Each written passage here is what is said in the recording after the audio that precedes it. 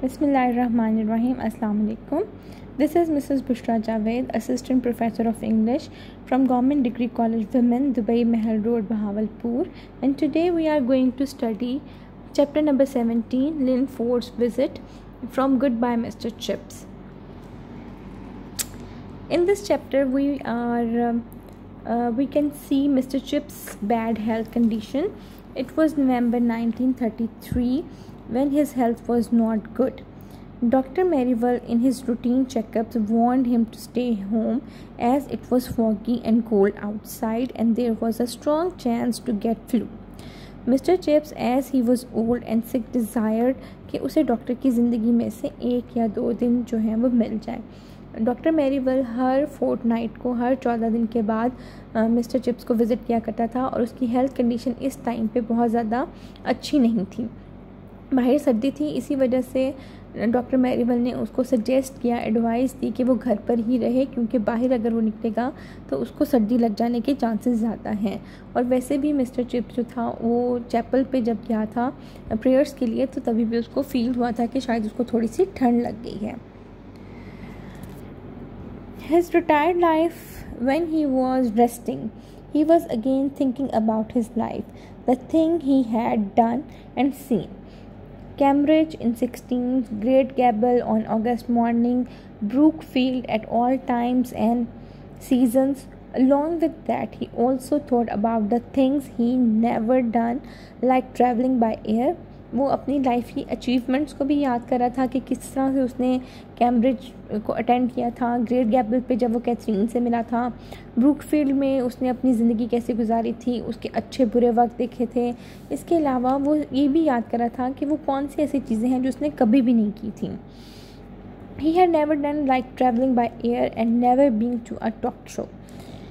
So he was both more or less experienced than the youngest boy at the school.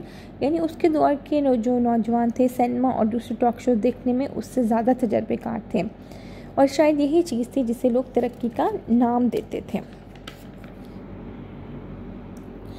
Mrs. Wickett's visit to her relatives. That day Mrs. Wickett had gone out to visit her relatives in the neighboring village.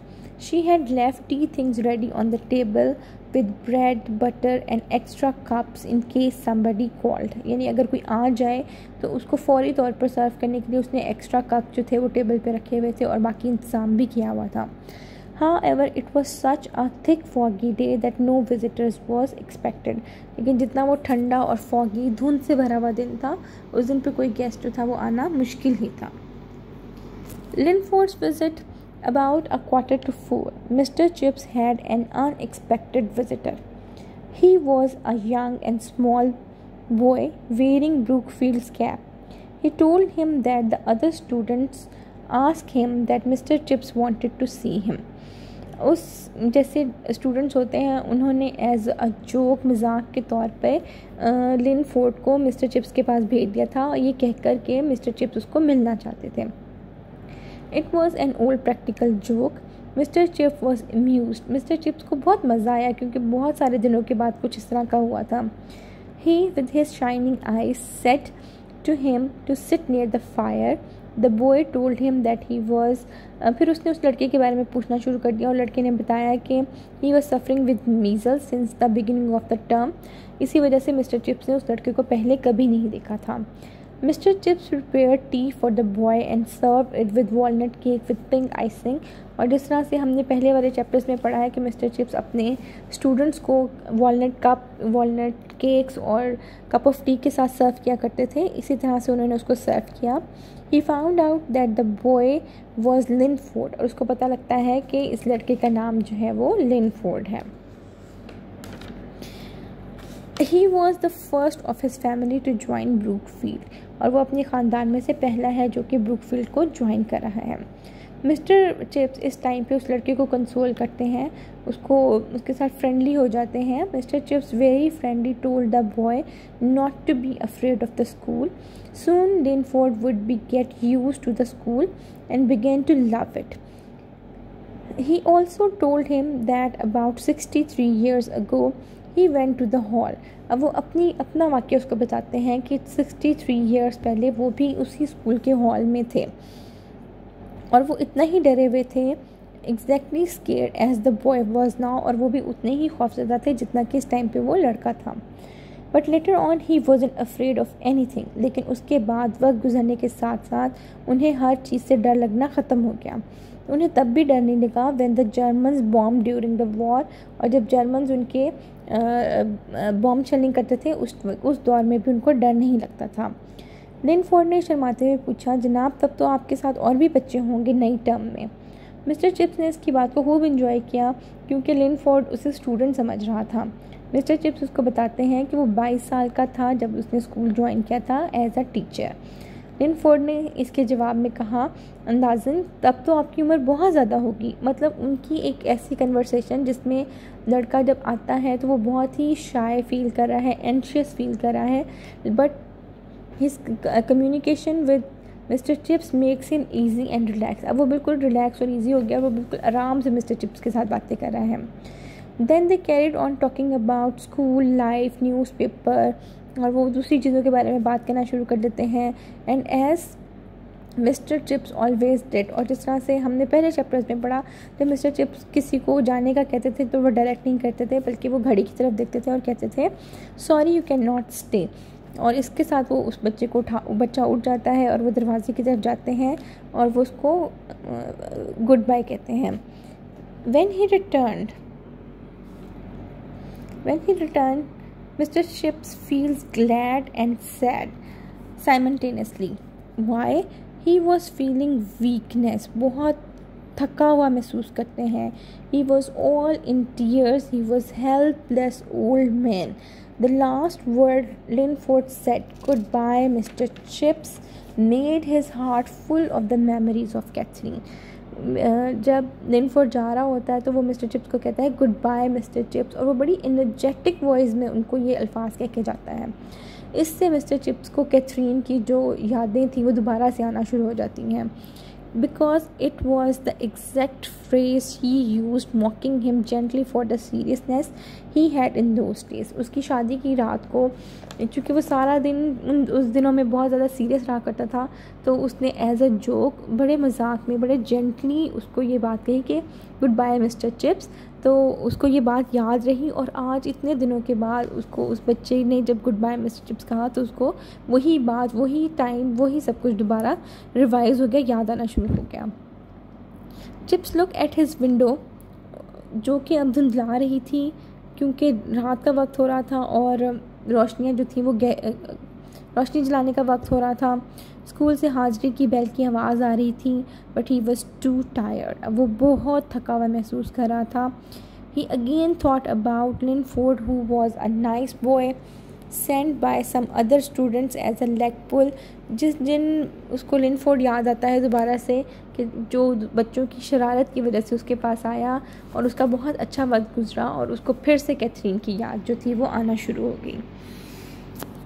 So this is your whole chapter. There are some important questions related to your chapter, like who was Merivale? Merivale कौन था? What did he say to Chips on the foggy morning? उसने उसके कोहर वाली सुबह के वक्त mister Chips को क्या कहा था? Merivale was his doctor, और जो उसको हर फोर्टनाइट पे विज़िट करता था, और उसने उसको बाहर जाने से वार्न किया था, मना किया था, क्योंकि it was he advised him to keep indoor as there was a lot of flu about. Question number 2, what 2 things Chips never done his life? क्या 2 चीज़ें थी जो उसने अपनी ज़िंदगी में कभी नहीं की थी? Number 1, it was travelling by air. उसने कभी हवाई जहाज़ का सफ़र, मतलब हवा का फ़िज़ाई जो सफ़र था वो नहीं किया था. और दूसरा क्या था? He had never been to a talkie show. किसी टॉक शो में वो नहीं गया था. Who met Mr. Chips on November 1933, the last evening of his life? किससे मिला था वो? He met a small boy, Linford.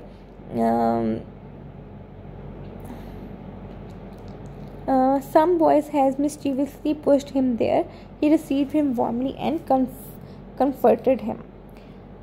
Next question is, what did Chips understand when Linford asked him if he wanted to see him?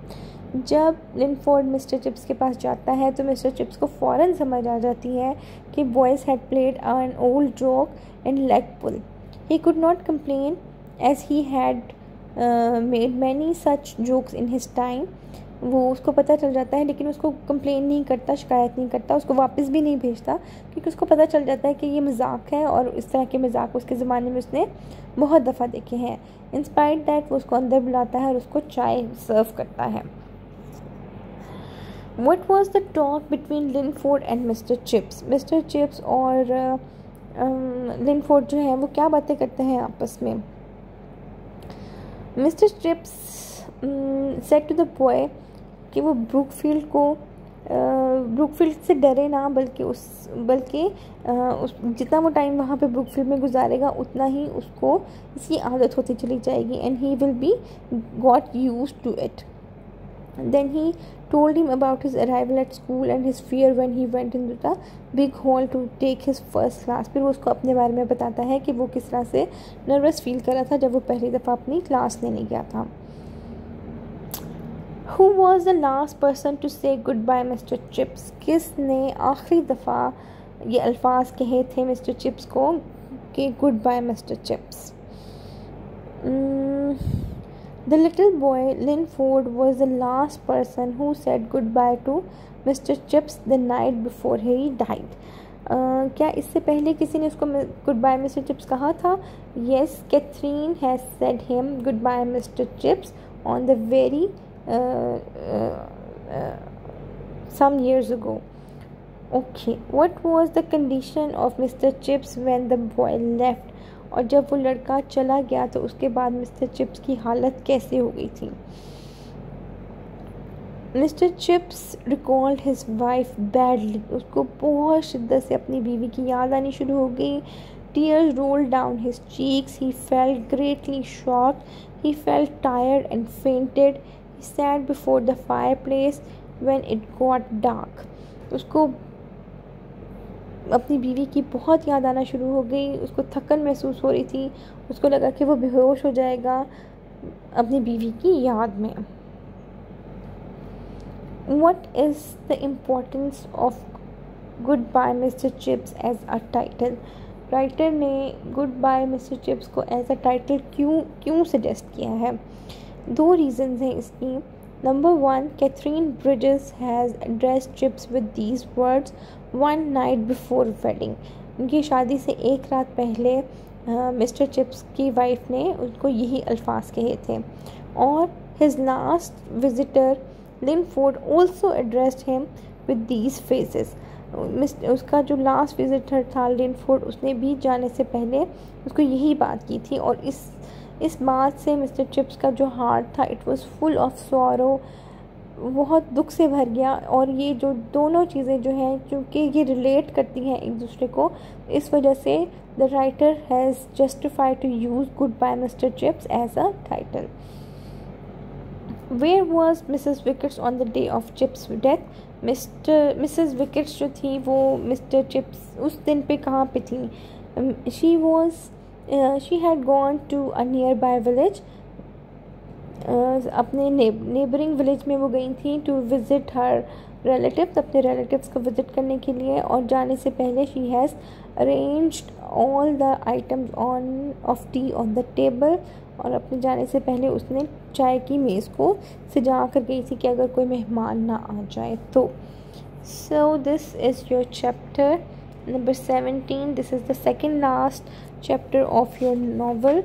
I hope you understood it. Thanks for watching.